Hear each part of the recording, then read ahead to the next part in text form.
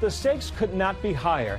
At a time of economic uncertainty and deep division across the country, Americans went to the polls to cast their ballots in races for the Senate, the House, and dozens of governor's races.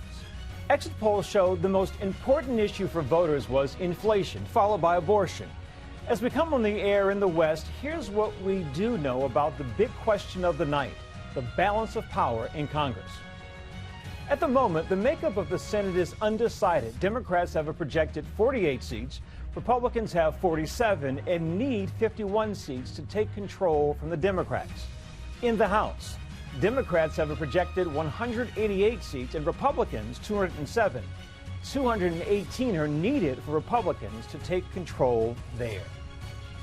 We begin tonight in Pennsylvania, where Democrats have scored a major victory. Lieutenant Governor John Fetterman is projected to win the Senate contest against TV's Dr. Oz. ABC's Eva Pilgrim is at Fetterman's headquarters in Pittsburgh. Eva. Byron, a big win for the Democrats. Pennsylvania, the first flip electing a Democrat, John Fetterman, to the Senate. This was a result that we were not expecting to get right away. State and local officials preparing people for the fact that this count could take several days, but enough of the votes were in that they were able to call this race for John Fetterman. Just a short time ago, Fetterman getting on stage there behind me and talking to his supporters and his staff, saying that he was humbled. Again, repeating that same line we've heard so much from him in recent days, that he is fighting for any man who has ever been knocked down and had to get back up again. Byron. Eva Pilgrim, thank you so much, my friend. Now to Georgia. Incumbent Republican Governor Brian Kemp is projected to win a second term over Stacey Abrams. And Georgia officials say there will likely be a runoff in the Senate race between Democrat Raphael Warnock and Republican Herschel Walker. ABC's Steve Osunsami is in Atlanta. Steve. Byron, in the rematch between Brian Kemp and Stacey Abrams, Brian Kemp won again, defeating Stacey Abrams with a significant lead that started early in the evening, and he never let up. Stacey Abrams has conceded, called Brian Kemp. He will be the governor for the next 4 years. In the U.S. Senate race, it's a slightly different story. If you're looking at the most current vote totals, they put the incumbent senator, Democrat Raphael Warnock, ahead. His party is still going on behind me. His supporters are still here, hoping that there are enough outstanding votes that they might, and I want to underline might, be able to eke out a victory here, even though that looks unlikely. What looks more likely is that he will head to a runoff election against Republican nominee Herschel Walker 4 weeks from tonight. Byron.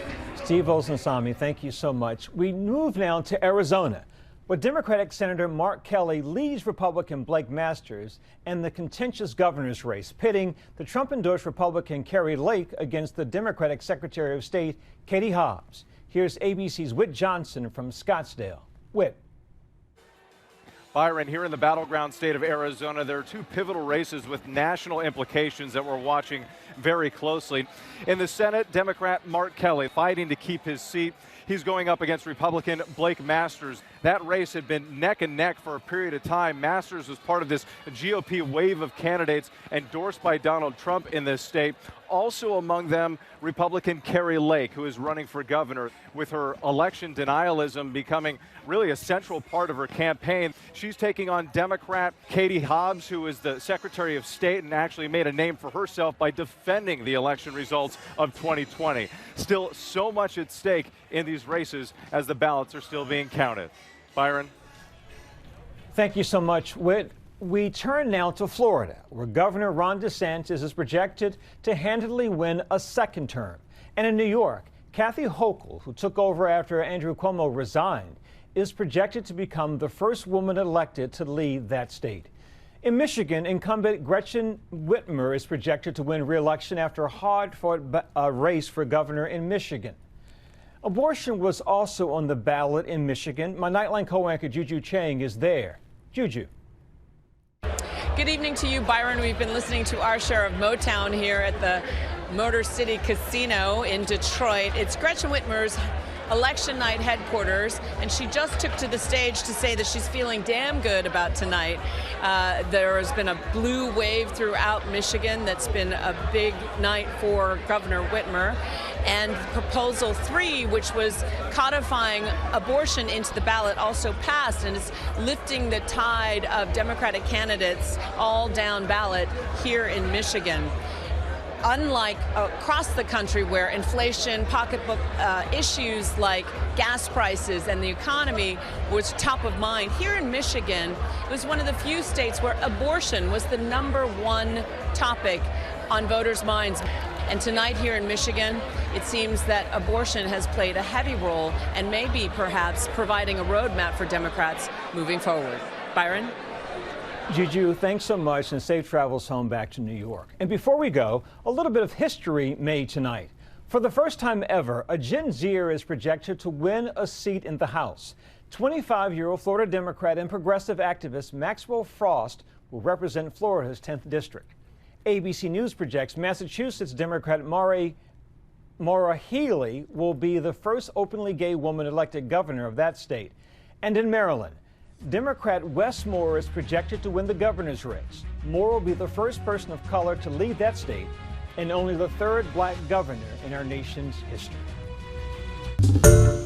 Hi everyone, George Stephanopoulos here. Thanks for checking out the ABC News YouTube channel. If you'd like to get more videos, show highlights, and watch live event coverage, click on the right over here to subscribe to our channel, and don't forget to download the ABC News app for breaking news alerts. Thanks for watching.